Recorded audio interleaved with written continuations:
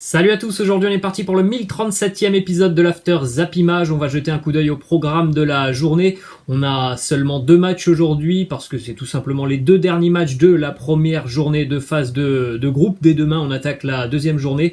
Ça concerne évidemment le groupe de l'équipe de France avec à 18h le match entre la Hongrie et le Portugal, et puis à 21h les Bleus qui vont donc affronter l'Allemagne. Ça sera du côté de Munich. Une petite information d'ailleurs sur ce match à 18h entre la Hongrie et le Portugal. C'est l'un des rares stades en Europe qui va accueillir tout simplement du public à 100%. Il y aura 67 000 personnes ce soir pour le match entre la Hongrie et le Portugal. Donc la Hongrie qui va recevoir en plus à la maison. Donc une atmosphère assez particulière pour les Portugais ce soir. Ça fait bizarre maintenant d'entendre qu'on aura un stade complètement, voire même archi plein ce soir pour ce match entre la Hongrie et le Portugal. Ce sera d'ailleurs un record d'affluence évidemment ce soir. Ensuite, une déclaration de Cristiano Ronaldo qui évoque son avenir en club. Il nous dit: je joue au plus haut niveau depuis de nombreuses années, peut-être que si j'avais 18 ou 19 ans j'aurais peut-être passé des nuits blanches, mais j'en ai 36, quoi qu'il arrive cet été ce sera pour le meilleur. Évidemment c'est une déclaration qui ne va pas rassurer les supporters turinois. On a bien compris quand même depuis quelques semaines que visiblement l'avenir de Cristiano Ronaldo s'écrit en dehors de la Juve. Ensuite, on continue les amis avec la composition d'équipe probable de l'Allemagne ce soir pour affronter l'équipe de France. Vous faites un petit arrêt sur image pour découvrir cette compo probable avec normalement 3 attaquants du côté de l'Allemagne: Thomas Müller, Serge Gnabry, Kai Havertz, un 3-4-3 du côté de la sélection allemande. Ensuite, du côté de l'équipe de France, pas de gros changements évidemment par rapport à ce que l'on a vu lors des 2 matchs de préparation. On devrait donc retrouver ce 4-3-3 ou 4-4-2 comme bon vous semble, avec évidemment Griezmann, Mbappé et Benzema devant, et puis au milieu de terrain on devrait retrouver Pogba, Kanté et Rabiot. Ensuite, on a une déclaration du sélectionneur Didier Deschamps qui répond aux déclarations d'Antonio Rüdiger dont on a parlé hier. Antonio Rüdiger qui a annoncé ce match allait être un match un peu sale du côté allemand, qu'il n'allait pas hésiter certainement à mettre des coups, à se faire respecter. Voilà, déclaration du sélectionneur qui nous dit: le haut niveau c'est aussi un combat athlétique, il y aura de l'engagement, les Allemands sont préparés à ça. Nous aussi, il y aura un engagement total de la part des 2 équipes. Une petite déclaration aussi de Didier Deschamps sur la hiérarchie au niveau des tireurs de penalty du côté de l'équipe de France. On sait que c'est l'un des problèmes du côté des Bleus. Les tireurs se succèdent depuis quelques mois, voire quelques années maintenant, et le ratio n'est pas très très bon au niveau des penalty du côté de l'équipe de France. Donc la déclaration du sélectionneur, il nous dit hier: s'il y a un penalty, je ne vous dirai pas qui le tirera, car si je vous le dis, je le dis aussi à l'adversaire. Alors normalement du côté de l'équipe de France, on le sait, c'est Antoine Griezmann qui prend les pénaltys. Ensuite, on a une déclaration de Cesc Fabregas qui nous parle de N'Golo Kanté, l'un de ses anciens coéquipiers du côté de Chelsea. Il nous dit: Kanté, on en oublierait presque qu'il ne perd jamais le ballon. Il peut courir avec le ballon, casser des lignes, il peut même dribbler, et comme c'est lui, on n'apprécie pas cela à sa juste valeur. C'est peut-être pour ça qu'on avait commencé à l'appeler N'Golinho du côté de Chelsea. N'Golinho évidemment en référence au joueur brésilien. Il est vrai que il a énormément progressé depuis 2-3 ans maintenant. N'Golo Kanté, on ne peut plus dire que N'Golo Kanté est simplement un joueur qui récupère des ballons, qui ne fait que courir, puisque depuis quelques années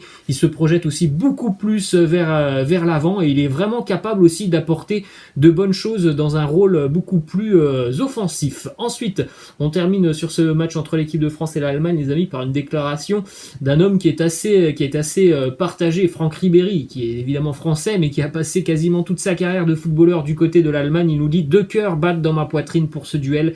J'aime l'Allemagne depuis mes 12 années au Bayern, mais je suis et resterai français. C'est pourquoi j'aimerais voir un match nul, 0-0, disons un partout pour que les fans puissent voir des buts, ou pourquoi pas un 5-5. Ensuite, une petite information qui concerne Christian Eriksen qui a rencontré hier son sélectionneur du côté de l'hôpital, et visiblement Christian Eriksen n'a pas perdu son sens de l'humour. Voilà la déclaration de son sélectionneur qui lui a demandé comment allez-vous. Eh bien, réponse de Christian Eriksen, je pense que tu es en moins bonne forme que moi, je suis prêt à m'entraîner. Voilà, on espère tous évidemment pouvoir revoir Christian Eriksen sur les terrains. Ça prendra certainement du temps et on espère évidemment qu'il pourra revenir sur les terrains. Il est toujours évidemment en train de suivre des batteries d'examen. Ensuite, le message hier aussi de Christian Eriksen sur ses réseaux sociaux. Merci à tous, je n'abandonnerai jamais, je me sens beaucoup mieux maintenant, mais je veux comprendre ce qu'il s'est passé. Du côté du pays danois, évidemment, ça a été un choc, cet arrêt cardiaque de Christian Eriksen ce samedi. On a déjà vu de très très belles choses dans la ville de Copenhague, notamment avec un tag en l'honneur de Christian Eriksen devant l'hôpital où il est actuellement encore soigné. Et puis un petit peu plus loin, dans le centre-ville de Copenhague, il y a un mur avec une fresque où les gens peuvent venir laisser un petit message de soutien à Christian Eriksen. C'est une très très belle initiative. Ensuite, on enchaîne les amis avec quelques infos évidemment sur les matchs de la veille. L'Écosse qui joue à 15h à domicile à Glasgow. L'Écosse elle a été battue 2-0 par la République tchèque. C'était le premier match en compétition majeure pour les Écossais depuis 23 ans, donc depuis tout simplement le mondial 1998. L'Écosse battue par Patrick Schick, auteur d'un doublé hier avec notamment un but absolument monstrueux de Patrick Schick. Si vous ne l'avez pas vu, je vous incite de le voir parce qu'à mon avis, on a déjà là le plus beau but de cet Euro. Il a tiré tout simplement du milieu de terrain. Vous pouvez le voir sur cette heatmap.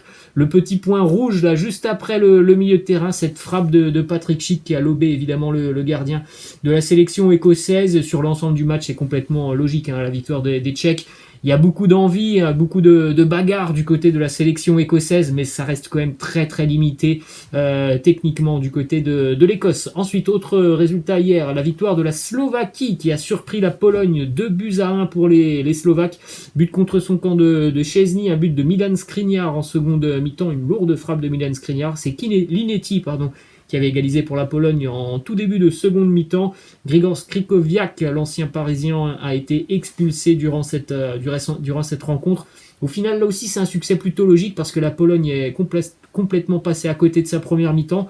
Mieux en seconde mi-temps, mais malheureusement le carton rouge a vraiment fait du mal aux Polonais qui étaient vraiment très très bien entrés dans la seconde mi-temps et le carton rouge ça leur a coupé les jambes. Donc voilà, c'est très très mal parti pour la qualification du côté de la sélection de Robert Lewandowski. Une petite info d'ailleurs sur la Pologne qui est la première nation à encaisser un CSC et avoir un joueur expulsé lors d'un même match d'un Euro depuis 1976. Quand rien ne va.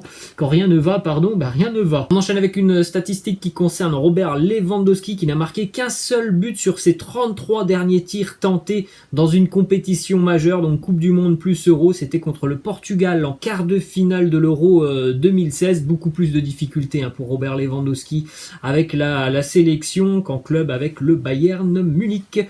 Ensuite, les amis, on enchaîne avec le résultat de l'Espagne. Triste Espagne hier face à la Suède, 0-0 entre les deux équipes.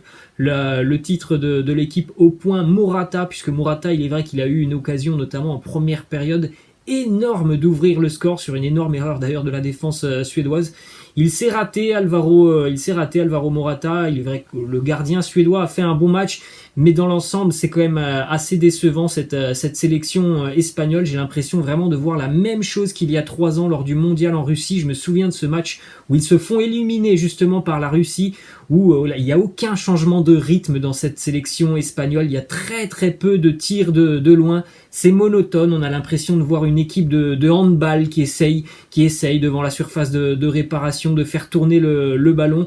Mais sincèrement, c'est assez décevant le match de l'Espagne hier. Ensuite, quelques statistiques sur cette rencontre entre l'Espagne et la Suède. Alors, il est vrai que à la décharge de l'Espagne hier, les Suédois ne sont pas venus pour jouer au foot hier. Ils ont posé le bus pendant 90 minutes. C'était pas facile de trouver des espaces, mais il faudrait quand même que la sélection espagnole propose aussi d'autres alternatives que ce jeu de passes répétitif qui ne crée quasiment aucun décalage, tout du moins sur la seconde mi-temps. C'était assez triste ce que nous ont proposé les Espagnols. Petite stat stats sur la première mi-temps de ce match entre Espagnols et Suédois. L'Espagne a atteint jusqu'à 90% de possession de balle en première période face à la Suède. C'est assez hallucinant. Les Suédois qui n'arrivaient même pas à dépasser le milieu de terrain en première période. Autre statistique sur le nombre de passes réussies en première période entre l'Espagne et la Suède.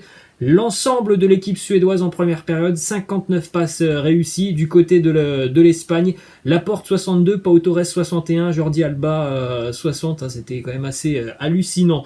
Autre statistique sur la totalité de cette rencontre, la Suède a réussi seulement 89 passes, devenant la première équipe à réussir moins de 100 passes dans un match depuis qu'Opta analyse la compétition, donc depuis 1980, seulement 89 passes réussies par la Suède hier, qui n'étaient vraiment pas venus pour jouer, hein. Ils étaient venus pour faire un bon 0-0.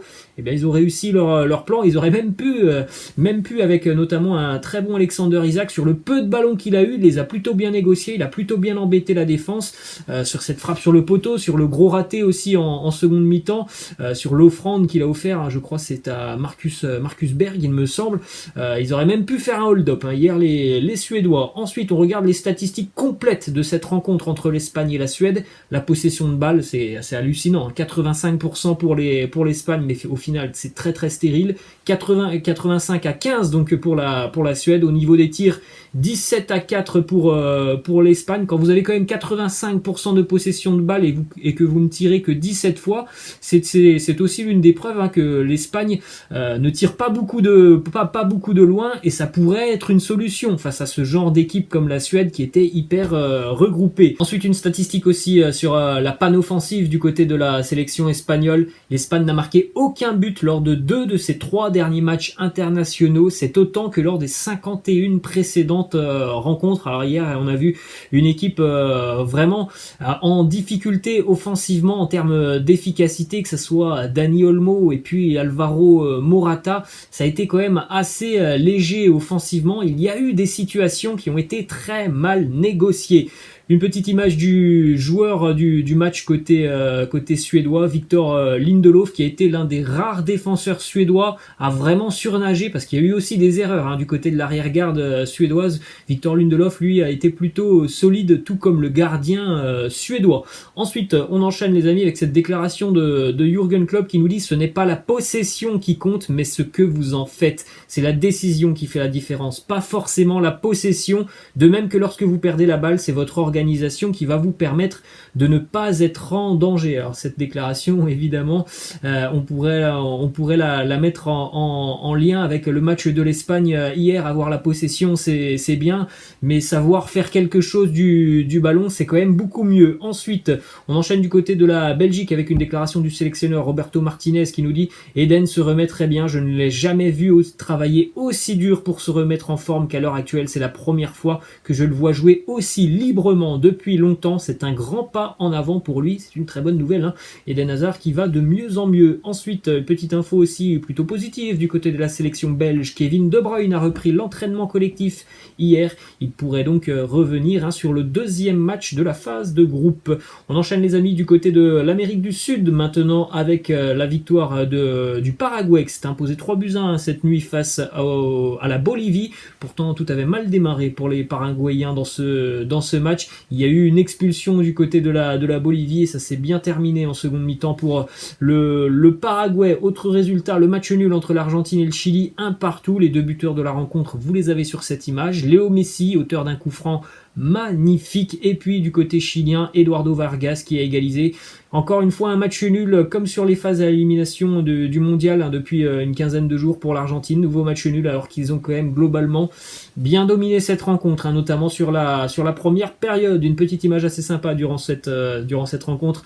Léo Messi et Arturo Vidal tout sourire. Léo Messi, hein, qui vient faire une belle accolade à Arturo Vidal. Ensuite on enchaîne avec quelques infos mercato du côté de Barcelone. On souhaite boucler l'arrivée de Memphis sur cette semaine du côté du club catalan. On est toujours assez confiant sur le dossier Memphis. Ensuite, toujours du côté de Barcelone, selon Radio Catalogne, la Juventus a proposé un contrat de 5 ans à Ousmane Dembélé avec un salaire assez important, 12 millions d'euros annuels. L'idée est de recruter Ousmane Dembélé gratuitement dans un an. Ça peut se faire, hein, évidemment. Ousmane Dembélé peut déjà se mettre d'accord avec son futur club, hein, si jamais il n'y a pas de prolongation du côté du FC Barcelone. Ensuite, côté Juventus, il a quitté le club depuis un petit mois. Gigi Buffon a annoncé qu'il se sentait prêt à jouer une nouvelle saison. Il nous dit: j'étais sur le point de prendre ma retraite, mais maintenant je suis sûr que je vais continuer à jouer. Et on en a parlé, je crois, hier, hein. Il devrait normalement s'engager du côté de son club formateur, là où tout a commencé pour lui, à Parme. Ensuite, une info qui concerne Philippe Coutinho, toujours très très coté en Angleterre. Cette fois-ci, c'est Leicester qui s'intéresse à Philippe Coutinho. On rappelle que l'entraîneur de Leicester n'est autre que Brendan Rodgers, l'entraîneur qui a fait venir Philippe Coutinho du côté de Liverpool il y a 9 ans. Ensuite, on enchaîne, les amis, du côté du Real Madrid avec une déclaration de Zinedine Zidane qui était hier en train de se promener tranquillement avec sa compagne dans les rues de Madrid lorsqu'un journaliste lui a posé une question: avez-vous quitté le Real Madrid dans le conflit? Réponse de Zinedine Zidane: vous allez encore continuer à me poser cette question stupide, votre travail est honteux, c'est toujours la même chose avec vous, tu me connais, je te connais, viens ici, viens me parler loin des caméras. Voilà, Zinedine Zidane visiblement très très énervé auprès de ce journaliste. Ensuite, on enchaîne du côté du Paris Saint-Germain avec, selon les infos de ESPN, le PSG qui a imposé son veto pour la participation de Neymar et Marquinhos aux Jeux Olympiques avec la Seleção. Donc on pouvait s'en douter, évidemment, hein.